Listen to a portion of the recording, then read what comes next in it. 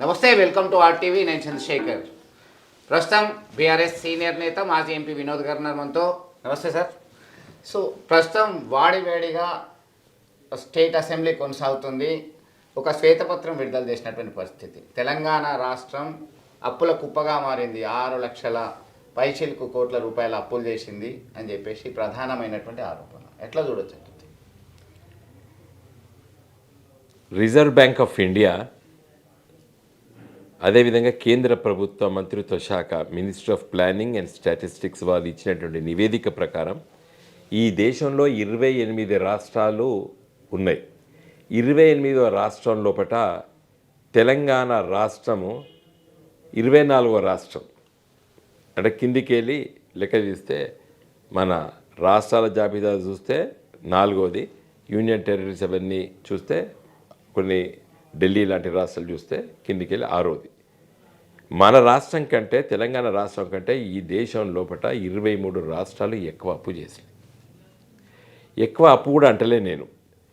ఇదే నివేదిక లోపల తెలంగాణ రాష్ట్ర ప్రభుత్వం ఇచ్చేటువంటి నివేదిక కాదు, ఇది కేంద్ర ప్రభుత్వ నివేదిక.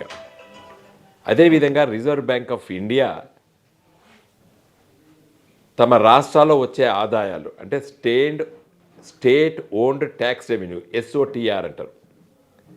ఆ ఎస్ఓటిఆర్ చూసి, అదేవిధంగా GSDP, gross state domestic product, Telangana రాష్ట్రం వచ్చేటువంటి తమ సొంత వనరులు దేశంలో 2వ రాష్ట్రం 84.2%. అంటే ఈ రాష్ట్ర బడ్జెట్లో 84.2% పెట్టేటువంటి బడ్జెట్ ఈ తెలంగాణ రాష్ట్రంలో వచ్చినటువంటి పన్నుల రూపంలో వచ్చేటువంటి డబ్బు. తెలంగాణ కంటే ఇంకొక రాష్ట్రం హర్యానా, అది 86.2%. అంటే తెలంగాణ రాష్ట్ర ప్రభుత్వ బడ్జెట్లో తమ డబ్బులు అంటే ఈ రాష్ట్రంలో వచ్చేటువంటి పన్నులే ఎక్కువ శాతం.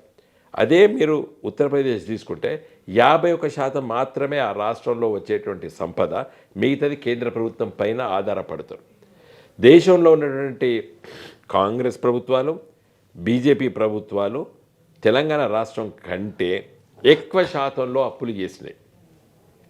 తమ జిఎస్డిపికి 20% కంటే ఎక్కువ అప్పు చేయొద్దనేది నిబంధనలు ఉన్నాయి. తెలంగాణ రాష్ట్రం 24% అప్పులు చేసింది.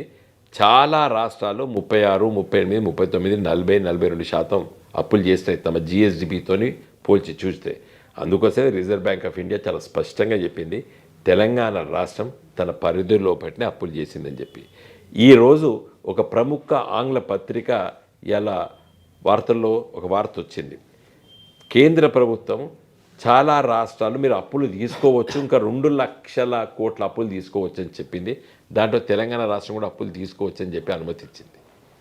అంటే వాళ్ళు ఇక్కడ నిన్నటిదాకా బీఆర్ఎస్ ప్రభుత్వం ఉంది, ఈరోజు కాంగ్రెస్ ప్రభుత్వం చూడరు వాళ్ళు ఆ నివేదికలు.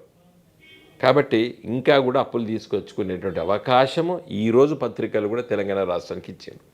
కాబట్టి ఈరోజు కాంగ్రెస్ పార్టీ రేవంత్ రెడ్డి గారు తర్వాత మంత్రివర్గ సభ్యులు ఇచ్చేటువంటి నివేదికలన్నీ కూడా, నేను అనేది ఏంటంటే ఆ అప్పుల లెక్కల గురించి నేను చెప్పడం లేదు. ఆ అప్పులు కేవలం రాష్ట్ర ప్రభుత్వం తీసుకున్న అప్పులు 6 లక్షలు కార్పొరేషన్లు అవన్నీ తీసుకున్నాయి, అవి తీసుకుంటాయి. ఫర్ ఎగ్జాంపుల్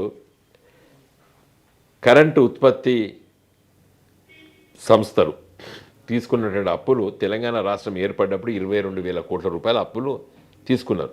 ఇలా అవి 85,000 కోట్లని చెప్తున్నారు. ఆ 22 కోట్ల అప్పులు వడ్డే ఈరోజు 40,000-50,000 కోట్లు అయింది.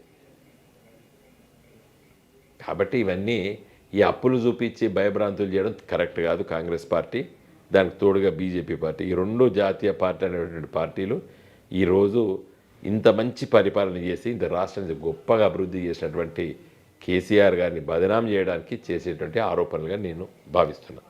కాళేశ్వరం లిఫ్ట్ ఇరిగేషన్ ప్రాజెక్టు పేరుతో అవినీతి అక్రమాలకు పాల్పడ్డారు, సిబిఐ ఎంక్వైరీ జరపాలి, విచారణ ఖచ్చితంగా జరపాల్సిందే అని చెప్పేసి పిటిషన్ వేసినటువంటి పరిస్థితి. వేసుకో మంచిదే కదా, తప్పే ఉన్నాయి. ఇక మేడిగడ్డలో ఆల్రెడీ పిఎస్ కుంగిపోయినాయని అంటున్నారు. ఇప్పుడు పిల్లర్స్ కుంగిపోవడానికి ప్రభుత్వానికి సంబంధం లేదు.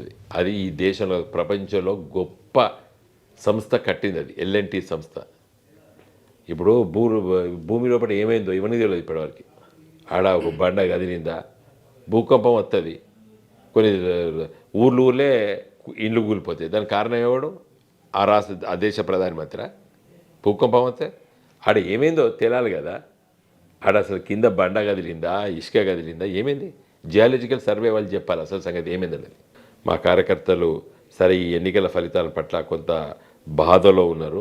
ఇప్పుడు మేమందరం కూర్చుంటున్నాం, మాట్లాడుకుంటున్నాం. నేను నిత్యం ప్రతిరోజు తిరుగుతున్నాను. మాకు డెఫినెట్గా ఈసారి కరీంనగర్ పార్లమెంటు సీటును బీఆర్ఎస్ పార్టీ తరఫున నేను తప్పనిసరిగా గెలుస్తాననే విశ్వాసం నాకున్నది. కారణం ఏంటంటే పోయినసారి గెలిచినటువంటి బండి సంజయ్ గారు బీజేపీ నుండి వారు పోటీ చేశారు.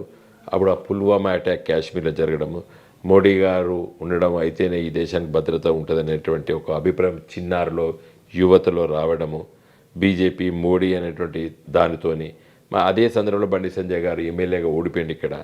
కాబట్టి ఆ సింపతి ఇవన్నీ కలిసి వారు గెలవడం జరిగింది. కొంత మా నిర్లక్ష్యం కూడా, ఎందుకంటే మేము 7 ఎమ్మెల్యే సీట్లు మంచి మెజార్టీతో గెలిచాం కాబట్టి పార్లమెంట్ సీటు కూడా గెలుస్తామనేటువంటి అతి విశ్వాసం కూడా మాకు కొంత ఇబ్బంది పెట్టింది. సరే ఏదేమైనప్పుడు కూడా వారు బండి సంజయ్ గారు గెలిచిండ్రు. ఈ 5 సంవత్సరాలు పార్లమెంట్ సభ్యుడిగా పనిచేసిండు. కరీంనగర్ పార్లమెంట్ నియోజకవర్గానికి 5 రూపాయలు కూడా అదనంగా తీసుకురాలేదు. ఆయన ఎంపీ ల్యాడ్స్ ఇచ్చి పెద్ద బ్రోచర్ కొట్టించిండు. నేను ఐమాక్స్ లైట్లు పెట్టినా, అది పెట్టినా, ఇది పెట్టినా. ఇక 5 కోట్లు ప్రతి సంవత్సరం వస్తాయి. గవి అభివృద్ధిగా అవి మనం చేయవలసిన బాధ్యత. ప్రభుత్వం పైసలు ఇచ్చింది చేయాలి. అవి ఎక్కడైతే అర్జెంట్ ఉంటుందో, ఏ పనులు ఉంటాయో అవన్నీ చేయాలి. అది కాదు ఒక ఆలోచనతోని ఈ నగరాన్ని, ఈ నియోజకవర్గాన్ని అభివృద్ధి చేయడానికి ఏ కార్యక్రమాలు తీసుకున్నారు? ఏమీ తీసుకోలేదు. తర్వాత జగిత్యాల, కరీంనగర్, వరంగల్ అఫ్కోర్స్ ఇప్పుడు పనులు అవుతున్నాయి. నేను అప్పుడు శాంక్షన్ చేయించినటువంటి ఎల్కతుర్తి, హుస్నాబాద్, సిద్దిపేట, మేదక్కుది ప్రారంభమే పనులు వేగవంతంగా జరుగుతున్నాయి. తర్వాత కరీంనగరు మరి జమ్మికుంట మీదికి వెళ్ళి భూపాలపల్లి వరకు ఒక కొత్త జాతీయ రహదారిని ప్రతిపాదన చేశాం. రాయపట్నం నుండి కరీంనగర్ వరకు జాతీయ రహదారిగా మార్చాలని, తర్వాత రాజీవ్ రహదారిని కూడా జాతీయ రహదారిగా మార్చాలని చెప్పి పార్లమెంట్లో చాలాసార్లు నేను మాట్లాడాను. కాబట్టి ఇవన్నీ కూడా పనులు చేయించవలసిన అవసరం ఉండే.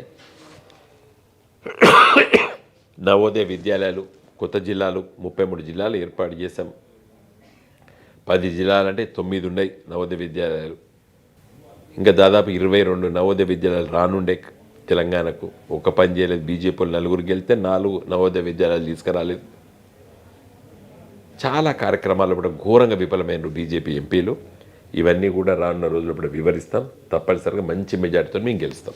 అధికార పార్టీ చివరిగా అధికారంలో ఉన్నటువంటి వాళ్ళు అప్పుల కుప్పగా మారిందని చెప్పినటువంటి నేపథ్యంలో గత ప్రభుత్వం నుంచి ప్రతినిధులుగా ఆస్తులు, సంక్షేమ అభివృద్ధి ఫలాలకు సంబంధించి వివరించేటువంటి ప్రయత్నం చేశారు.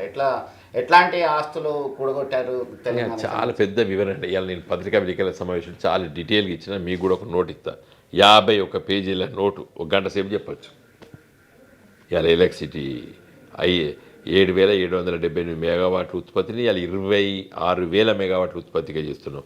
జాతీయ రహదారులు ఎన్ని కిలోమీటర్లు, ఆర్ఎండ్బి ఎన్ని కిలోమీటర్లు, 33 జిల్లాల్లో కొత్త జిల్లాలు ఏర్పాటు చేసే జిల్లా కలెక్టర్ ఆఫీసులు, జిల్లా ఎస్పీ ఆఫీసులు, 33 మెడికల్ కాలేజీలు, 500 పడకల ఆసుపత్రులు, హైదరాబాద్లో 4 దిక్కుల తూర్పు, ఉత్తర, పడమర, దక్షిణాన 1000 పడకల ఆసుపత్రులు, నిజామ్స్ మెడికల్ కాలేజ్తో పాటు పెద్ద 2,000 పడకల ఆసుపత్రులు. ఇట్లా చెప్పకపోతే తెల్లారుతుంది. Thank you. సో మొత్తం మీద కేవలం అప్పుల గురించి మాత్రమే మాట్లాడుతున్నారు. ఈ తెలంగాణ రాష్ట్రం సాధించిన తర్వాత సంక్షేమ అభివృద్ధి ఫలాలు, ఆస్తుల గురించి మాట్లాడలేదని చెప్పేసి క్లియర్గా వివరించేటువంటి ప్రయత్నం అయితే చేశారు. ఖచ్చితంగా రాబోయే లోక్సభ ఎన్నికల్లో కరీంనగర్ లోక్సభ బరిలో నిల్చుంటాను, విజయం సాధిస్తాననేటువంటి ధీమా అయితే వారి మాటల్లోనే విన్నాం. ఇదే ఇక్కడ తాజా పరిస్థితి. మరిన్ని వీడియోస్ కోసం ఛానల్ ని సబ్స్క్రైబ్ చేయండి. లేటెస్ట్ అప్డేట్స్ కోసం వాట్సాప్ ఛానల్ ని ఫాలో చేయండి. అండ్ లింక్ డిస్క్రిప్షన్ లో ఉంది.